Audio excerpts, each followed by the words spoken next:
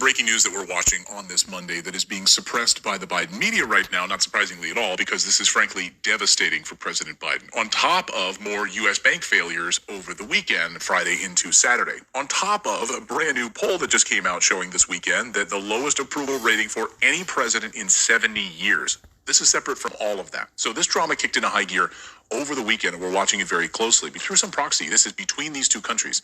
And economists that I've spoken to over the weekend have said that Biden thought Putin would likely back down on this, that he was bluffing.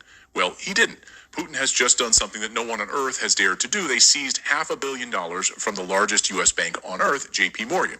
And on this Monday, we're about to see things spiraling out of control. How much more assets will be taken from U.S. banks in this back and forth right now? This is basically Putin saying what Biden did last week. That, of course, got no coverage in the mainstream press. Congress approved the I call it the Repo Ukrainian Act, the Repo Act. Most attention, of course, was on the scene as really a declaration of war directly against Russia, because the Repo Act now gives the Biden administration the right to seize hundreds of billions of dollars in sovereign Russian assets that are held by American banks, and then send them directly to Ukraine, which is the most corrupt country in Europe. This is unprecedented. And it's a clear declaration of war. And by the way, this is not me saying that they're the most corrupt government in Europe. They are. The United States State Department just released their new annual report on corruption and human rights abuses this week. No one's talking about it. We're going to talk about it later on our shows this week. But right now, the U.S. State Department is pointing out the human rights violations and the corruption that sits. So they've now put the ball in Putin's court, and he ran with it. So this weekend, he's saying enough is enough.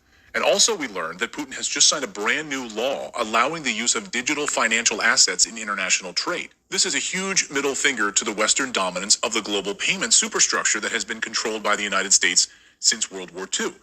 This is an upending of the Bretton Woods Agreement. Putin basically now saying you can use these digital financial assets outside of the U.S.-run SWIFT system.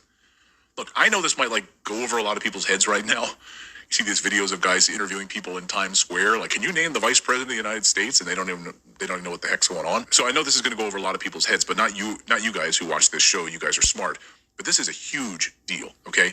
This means that we are going around the U.S. banking system. We're going around the U.S.-controlled monetary system that's been in place since the Bretton Woods agreements, and we're saying we're done. One economist I spoke to last night said the reality of this hasn't set in for most people. Russia has basically declared war on the United States financial system, and it's basically giving cover. We have some breaking news that we're watching on this Monday that